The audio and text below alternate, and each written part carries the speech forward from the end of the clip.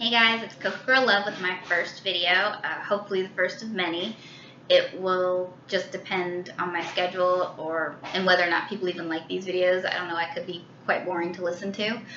But my Tumblr friend Key Loves, some of you may know her as Carly, wore me down and finally got me to make one. So yeah, this video is dedicated to you, I guess, Carly, because you're awesome. So this first video is a list of characters that I think deserved better, either from a writing standpoint or from the fandoms.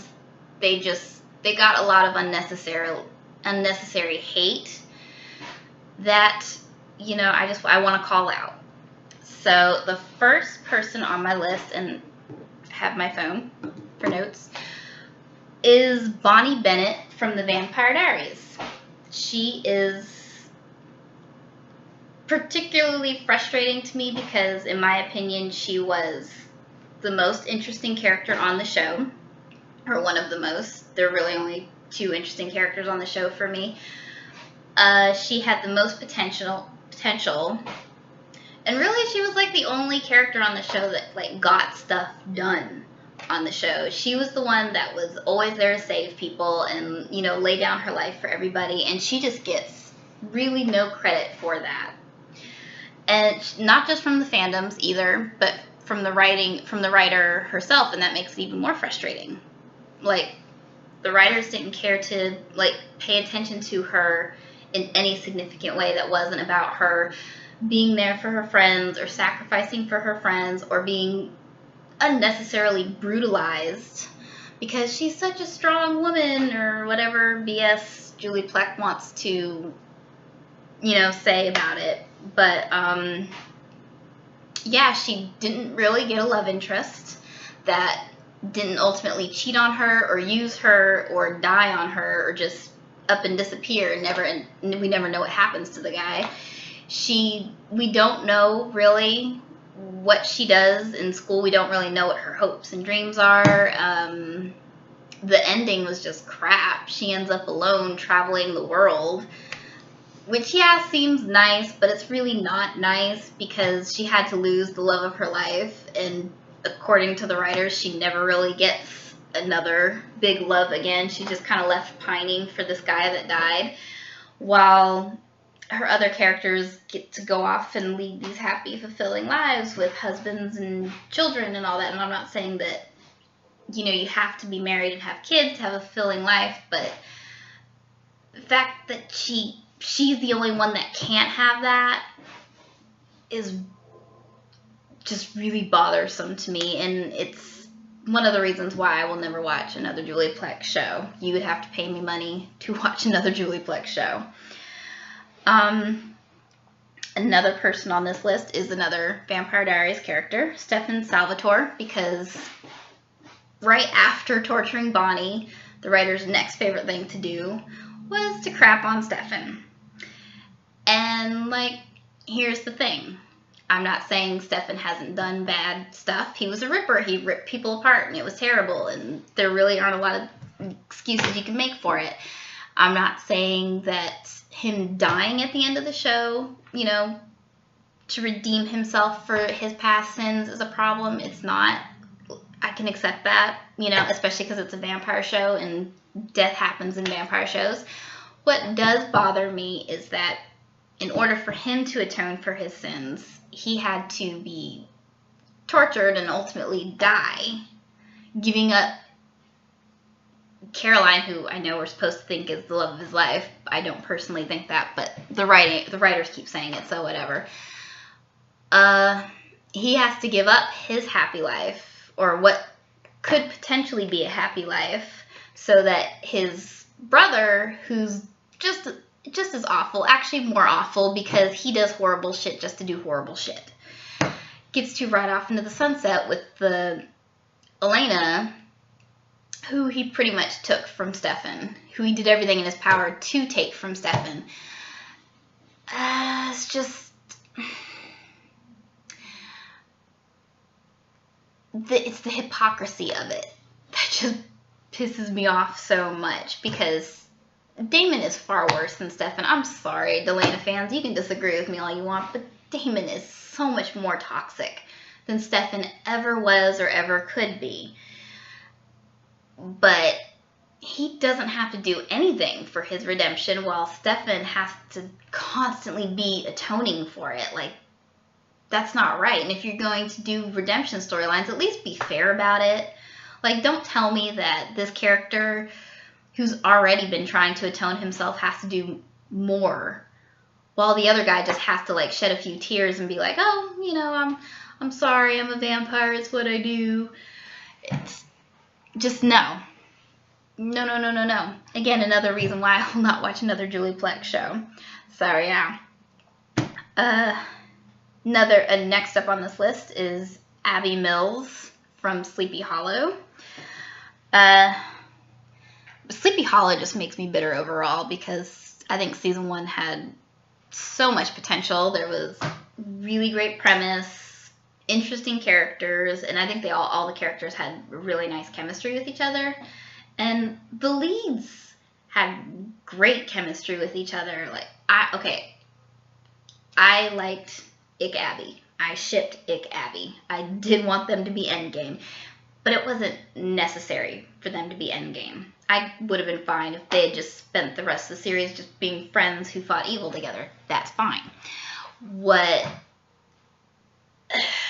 irked me so much is how insistent not the fandom was and the show was that these two couldn't be together. Like, it was just this unthinkable thing. Why would you want them together? They're just friends. It's just platonic. Why does everybody got to ship two people with each other? And it's like, I hate to bring race into this, but if they were both white, nobody'd have a problem shipping them. Everybody would be on board with it without question. The show would have gone in a much different road if Abby had been white. But she wasn't.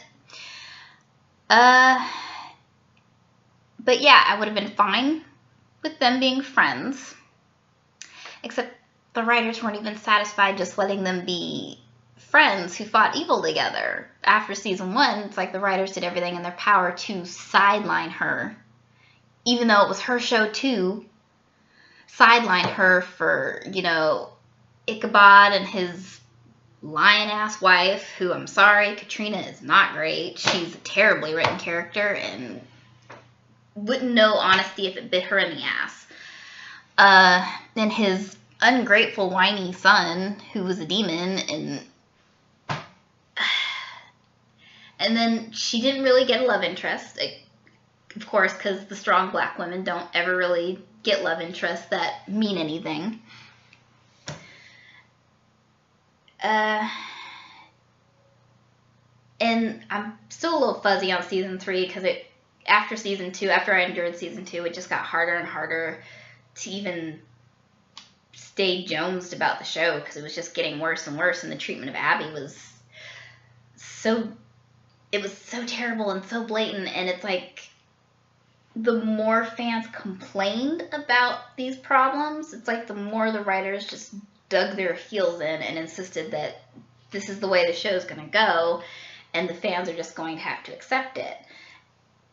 And I get not wanting to bend over backwards completely for fans, because fans, especially these days, can be incredibly entitled with the way shows are. Like, they throw hissy fits if they don't get the ship they want or whatever.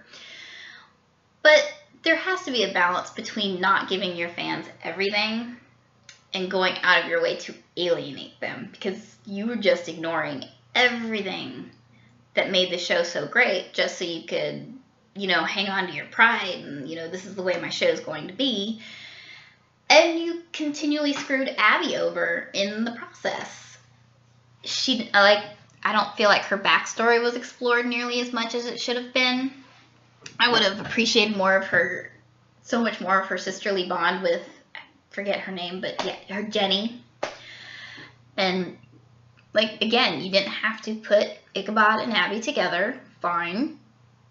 But you could at least remember that the show is about them. Like, I started the show to watch Ichabod and Abby. I didn't come to see Ichabod's family drama with his boring, whiny-ass family. And then after all of that mistreatment and, like, sidelining, you then kill her in the most ridiculous thing and then think you can substitute another woman of color, thinking that that would make it okay and that you're still diverse or whatever. And I'm sorry, Sleepy Hollow writers, but your show deserved to get canceled. So I will always be bitter about Sleepy Hollow. I can't even, no. Next on the list is Angela Moore from Boy Meets World. This is another one that really sticks with me because I grew up with Boy Meets World. I was obsessed with it. I would, like, they'd have marathons on Disney Channel on the weekends when I was a kid, and I would just, like, stay in my room all day binging Boy Meets World. And one of my absolute favorite characters was Angela. I just related to her, and I related to her relationship with Sean. Like, I know everybody made a big deal about Corey and Topanga, and they were cute. Corey and Topanga were cute, but I think Angela and Sean were more grounded in reality. Their issues felt more real and more relatable, and Angela herself felt more real and more relatable.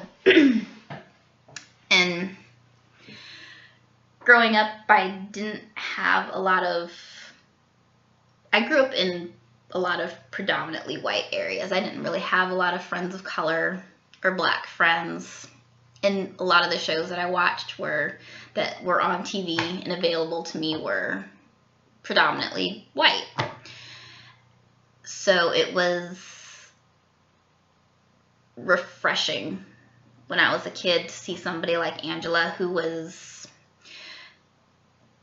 very true to herself. Like, she was black and she was beautiful and she was smart and she was tough and she was confident. And to see a black woman like that on TV, where we're not just the sidekicks, where we can kind of be our own people, doesn't happen very often. So it was really nice to see. I still think Boy Meets World could have done better at showcasing more of who Angela was beyond her white friends, but for that time they still did pretty good. Now, I didn't care that much for Girl Meets World. I have friends that really liked it, but I just didn't care about the kids that much. I really only tuned in because I wanted to see my cast as adults. And Sean and Angela not working out will always be a bit of a bummer for me because, again, I love them so much and I related to them so much when I was a kid, and like, they were just so beautiful together, I think. But I could have handled them not working out because, like, if the writers were going for, well, first loves don't always work out, like, that happens a lot in real life, and I can understand that. So if they had wrote it like that, where they grew up, they grew apart, they moved on, they found different things, fine. I could live with that. But instead they chose to ignore what happened on Boy Meets World, or not really ignore, but kind of change the narrative, where now it's not that Sean let Angela go spend quality time with her father in Paris. Now he's this lovesick puppy who got his heart broken by Angela, who apparently just up and left him and was heartless and cruel. And suddenly it's not, I love Angela, it's, oh, I feel like I had to love Angela because I wanted what Corey and Topanga have, just so they could force Sean into a relationship with this Katie person and be a surrogate dad to Katie's daughter. And what's so funny is, like, they keep saying that Sean and Angela was trying to be Corey and Topanga, but actually it was Katie and Sean that was constantly trying to be Corey and Topanga. Sean and Angela were not Corey and Topanga. Angela was not Topanga. Angela did not just up and leave him. Angela is not this heartless person that just forgot about her friends and whatever. And also, Corey is another thing that gets me, because Corey went nuts at the idea that he and Angela weren't friends. Like, there's an entire episode dedicated to his obsession with trying to be her friend. But now in Girl Meets World, he, like, looks at her like she's this evil witch that just came in and ruined his friend's life. And it's like, you just ignored the original series for this new crap. And you didn't need to do that. Like, if you need to do that, if you need to tear down your only black character, and you need to tear down Sean's relationship with this woman in order to build up a relationship with a new woman because you don't feel like taking the time and effort to just building a new relationship, it's lazy writing, and you might as well just not do it, okay? Because it doesn't work. And if they weren't, like, they could have done this without being so disrespectful to Angela, and that will always grate me, and I'll probably never really check in with Girl Meets World again. In my mind, Girl Meets World didn't happen. So that's how I deal with that. Next on the list is Laurel Lance. I've tried really hard to get back into Arrow. I've stopped at like mid-season 3. But it's hard to get into a show where the character is where the main protagonist is such a hypocritical fuckboy that you just want to punch him every time he's on screen. Like, there's nothing. I just want to punch him every single time I see him. And part of my dislike of him so much is his treatment of Laurel Lance. I'm convinced the Arrow writers hated Laurel Lance. I am so convinced of this because there is no other reason for why they spent the entirety of her time on the series having Oliver treat her like shit, having all these characters degrade her and tear her down and tell her she hasn't got what it takes to be a hero. You know, she can't be Black Canary. She's not her sister, even though in the comics she is the original Black Canary. Yeah, I was just constantly treating her like dirt and tearing her down, and I won't even get started on the terrible way they treated her in season 2 and during her addiction storyline, because that was just, I can't even really get into that without getting, that'll be a whole nother video if I get into that. And then after all of that abuse, all of that tearing down, they kill her, and her dying words aren't even really about her or about Oliver or her relationship with Oliver, really. It's more about her propping up Oliver and Felicity. She basically dies for this a-hole's man pain. And like, every single time I think, maybe because there's nothing else on, I might try rewatching Arrow. My friends will tell me stuff that has happened on the show, or I'll look at clips online and I'm just reminded of why I cannot stand this show.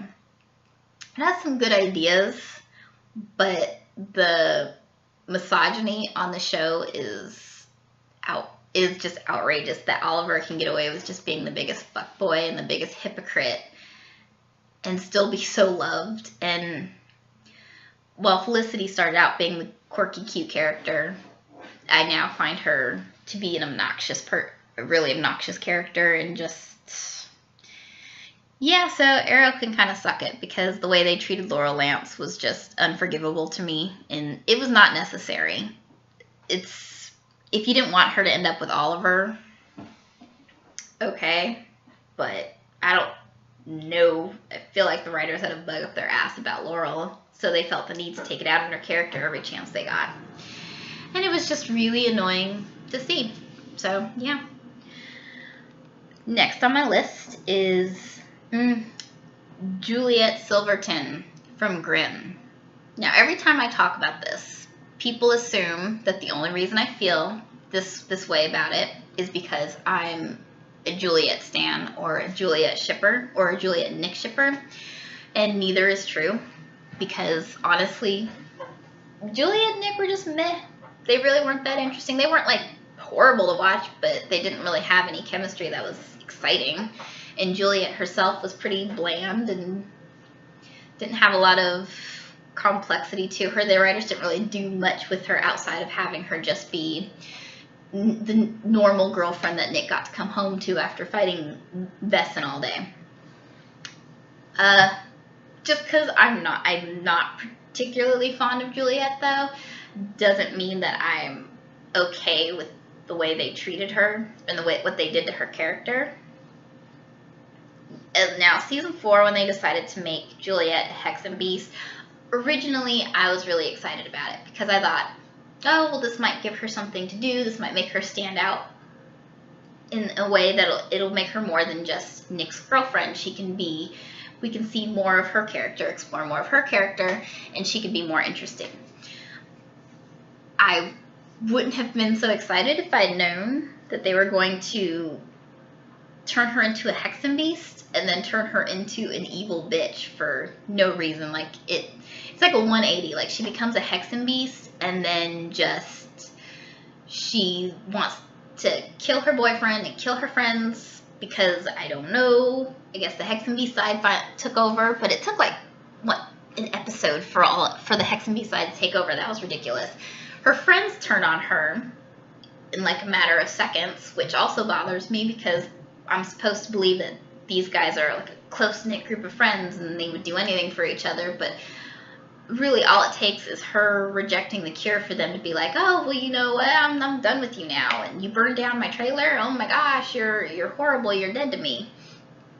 I won't even get into the storyline where she's Eve in the next season because that really didn't make any kind of sense to me. I barely remember any of it because it was just such a crappy storyline. But the real kicker for me was the fact that you destroyed this character, you ruined her life, you robbed her of her friends and the love of her life, and she gets to watch the love of her life ride off into the sunset with Adeline. And Adeline is the woman who she's tried to kill Juliet. She's played such a big role in ruining Juliet's life. She also sexually assaulted Nick and then got knocked up with his baby. She sexually assaulted Nick's friend Hank and almost killed Wu. So yeah, basically you ruined this character who wasn't great, but she still deserved better than to get effed over so that Nick could end up with the bitch that ruined her life. So I probably got around to mid-season 5 of Grimm before I couldn't support it. Ugh, it was so gross. Next on my list is Graham. Graham, or the huntsman from Once Upon a Time. He's a big reason why, well, maybe not a big reason, but he is one of the reasons why I feel so conflicted about the evil queen, Regina, from Once Upon a Time, because okay, the rape on Once Upon a Time is really, really gross. I mean, rape in TV in general is gross, but if it serves the story in some way, and if the writers are willing to give it the care and the attention that it needs, I'm okay with it being in a show. But the rape on Once Upon a Time is really hard to watch because there are never any consequences for it. And I think part of that is the double standard that women can't rape men. I know a lot of people think that, and I do think these writers think that, because Regina raped Graham. She raped him, she abused him, she enslaved him. And then when he finally started to stand his ground with her, she killed him. Now, again, her killing him isn't really the problem, because, it's season 1, we're supposed to believe that, Regina really is evil and the stakes are high and death can happen and stuff like that. But this was just death for pointless shock factor. Nothing happens from it. Nothing comes from it. Nobody, like, it never comes up again. Nobody even finds out that Regina did this. Even when, like, Emma and everybody becomes friends with Regina, nobody finds out that she killed Graham. There are never any consequences for what she did to Graham. She's never called out for it. And I know I'm supposed to believe that in the end she redeemed herself. But every single time I rewatch season 1, Graham is just a constant reminder of how much she still needs to atone and how much she still gets away with. Because she should not have gotten away with that. There should have been consequences for it. And writers, if you're going to do these big, shocking deaths, it's not shocking if there are no consequences to it. Okay? So if you're going to kill somebody like that, give the murderous character some consequences. Otherwise, just don't do it at all, because it's just lazy. Ugh. Yes. So yeah, Graham is very problematic for me.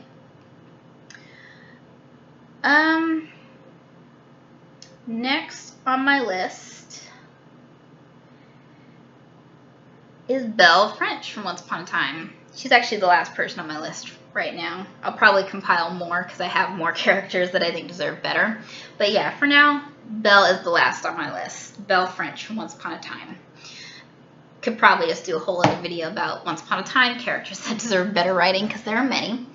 But Belle is a problem for me because she was one of my favorite Disney princesses, right next to Princess Jasmine and Mulan and Ariel. Yeah. She's supposed to be smart, and she's supposed to be tough, and I love the actress that they chose to play Belle Once Upon a Time. I love Emily DeRaven. I think she was a great choice. But the show just decimates her character and turns her into a doormat for Rumpelstiltskin. Now, interestingly enough, I really, really liked the twist on Beauty and the Beast in season 1. I found it very entertaining that the Beast ended up being Rumpelstiltskin. And honestly, I think Belle and Rumple could have been a really interesting relationship. Because I don't think their chemistry was bad. I think they had an interesting chemistry to play with.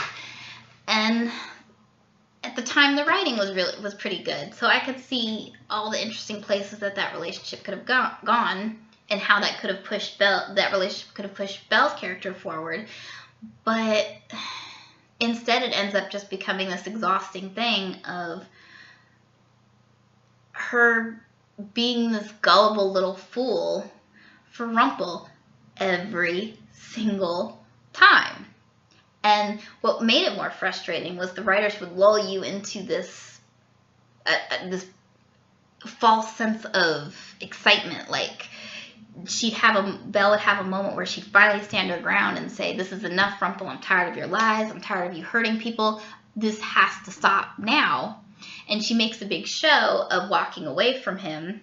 And every single time I get excited thinking, "Oh yes, finally she's gonna be the tough, smart Belle that I know she should be, that she is," only for her to then run back to him the moment he sheds a few tears. And really all he has to do is shed a few crocodile tears and whine about how he never feels worthy of love. And then it's like, "Oh, Rumple, I always knew you were worthy of love. You're such a good person. Oh my gosh, you did one nice thing one time, so that makes up for all the lies and killing that you constantly do."